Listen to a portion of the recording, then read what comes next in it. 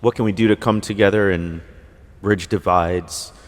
What will not work is coming together to bridge divides. That's right. Yeah. We have to come together over a shared mission, over a shared goal. This is my critique often of intentionally multiracial churches, is they make being racially and ethnically diverse the thing, such that it's almost like they're all in a circle facing each other and looking around and saying, look at how diverse we are. And then what does leadership do? Well, we want to maintain this diversity, so I can't say anything too divisive because this group will be offended or that group will be offended. Rather, I think of a team, whatever sport or club you want to think of. What brings together a team? It's not the fact that we're all different. It's the fact that we have a shared goal. We have a mission. And in order to achieve that mission, we need different people on the team who bring different skills and gifts and talents and perspectives.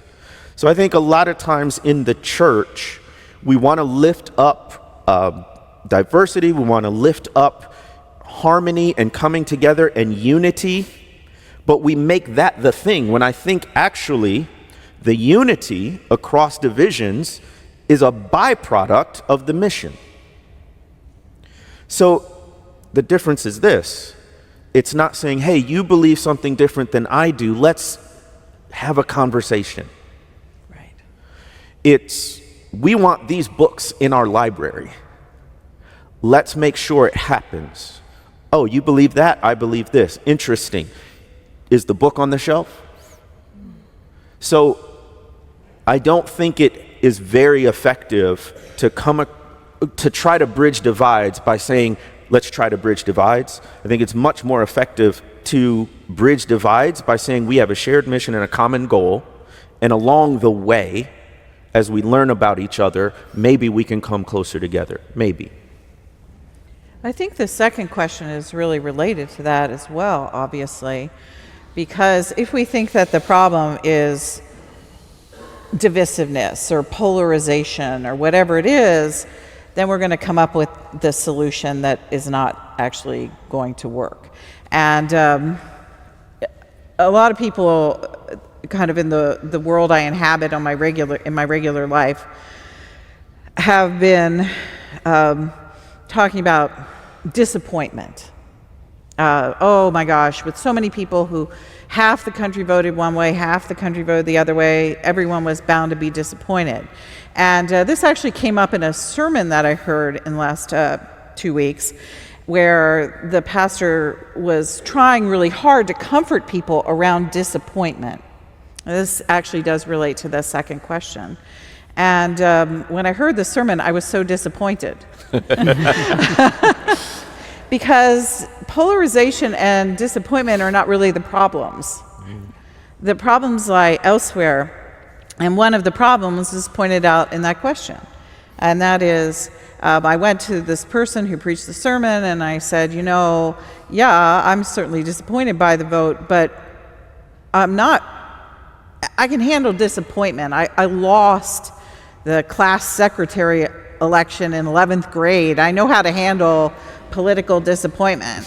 The thing that is the problem is that people are in danger. Mm-hmm. And that includes gay, lesbian people, as that question said. And this means that people who are in a position to help and people who are in a position to put their own bodies between what is danger and someone who can't protect themselves are going to have to stand in that breach. And so it is going to be very difficult for people like public school teachers or people like pastors, helping professionals, all kinds of folks who understand the level of danger that people are facing in this society. And even if the danger isn't immediate, you could say, oh, that's just, they're imagining it, it won't be so bad. The truth is that those people are currently feeling that.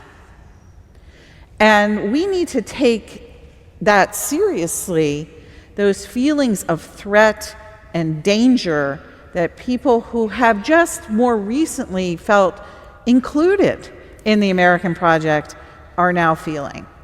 And that is just, it echoes Robbie, it echoes what Jamar is saying, is that people who are in a slightly safer position themselves are simply going to have to invest themselves in risk. And whatever shape that means, wherever you are, it would be helpful if you start thinking about what that's going to look like in advance. Not to negatively anticipate, but to realistically think about what people are already feeling, what people are already experiencing, and then to ask yourself, what do I do to alleviate the suffering and the pain and the loss of hope that these people are having? And is there something that I can do if those people are physically endangered? And so I think that these two questions are really closely related, because what they ask us to do is to get it right. And disappointment and division, thinking about polarization or overcoming division, that's the wrong thinking. I want to say a couple more words to any high school teachers here, or any teachers. First of all, kudos to you all. Right, you are amazing. honestly. And yeah, you may well find yourself on the front lines here, sooner rather than later.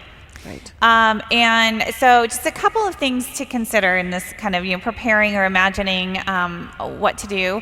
One suggestion might be do exactly what you have always been doing.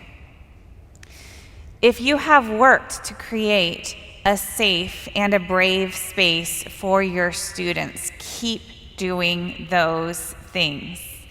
If you have worked to bring in diverse voices into your curriculum, if you have worked to show students the truth about America's past, keep doing it.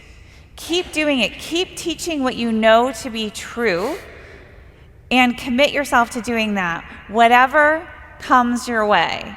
And that's really important here, because we know that American history is a key battleground. Yep. Ideological, political battleground. We know we have the laboratories in a couple of states already, Oklahoma and Texas, and in terms of higher ed, we have an inkling in Florida. We know the changes that are going to be demanded of some folks. Decide if you're going to make those changes or not, and decide if you're going to support people you know who are going to be asked to make those changes. Right? Stick with what is true. Stick with what you've been doing.